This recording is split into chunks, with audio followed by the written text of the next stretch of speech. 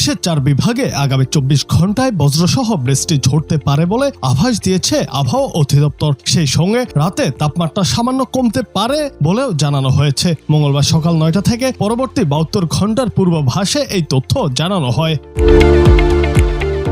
এতে বলা হয়, লঘুচাপের বর্ধিতাংশ পশ্চিমবঙ্গ ও তৎসংলগ্ন এলাকা পর্যন্ত বিস্তৃত রয়েছে। মৌসুমের স্বাভাবিক লঘুচাপ দক্ষিণ বঙ্গোপসাগরে অবস্থান করছে। এই অবস্থায় আজ ঢাকা, খুলনা, চট্টগ্রাম ও সিলেট বিভাগের 2-1 জায়গায় অস্থায়ীভাবে দমকা অথবা ঝোড়ো হাওয়া সহ বিদ্যুৎ চমকানো বা বৃষ্টি কিংবা বজ্রসহ বৃষ্টি হতে পারে।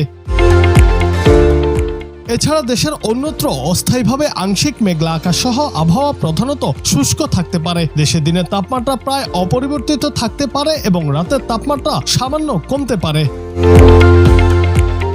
আবহাওয়া অধিদপ্তর জানায়, আগামীকাল বুধবার অস্থায়ীভাবে আংশিক মেঘলা আকাশ সহ সারা দেশের আবহাওয়া প্রধানত শুষ্ক থাকার সম্ভাবনা আছে। এদিন দেশে দিনের তাপমাত্রা প্রায় অপরিবর্তিত থাকতে পারে এবং রাতে সামান্য বাড়ার সম্ভাবনা রয়েছে। আগামী বৃহস্পতিবার ঢাকা, খুলনা, চট্টগ্রাম ও সিলেট বিভাগে 2-1 জায়গায় অস্থায়ীভাবে দমকা অথবা ঝোড়ো হাওয়া সহ বিদ্যুৎ চমকানো বা বৃষ্টি কিংবা বজ্রসহ বৃষ্টি হতে পারে। দেশের অন্যত্র অস্থায়ীভাবে আংশিক মেঘলা আকাশ সহ আবহাওয়া প্রধানত শুষ্ক থাকার সম্ভাবনা আছে। এদিন সারা দেশে দিনের তাপমাত্রা সামান্য কমতে পারে এবং রাতে সামান্য বাড়তে পারে। বর্ধিত 5 দিনের প্রথম দিকে সারা দেশে বৃষ্টি বা বজ্রসহ বৃষ্টি হতে পারে বলেও পূর্বাভাসে বলা হয়েছে।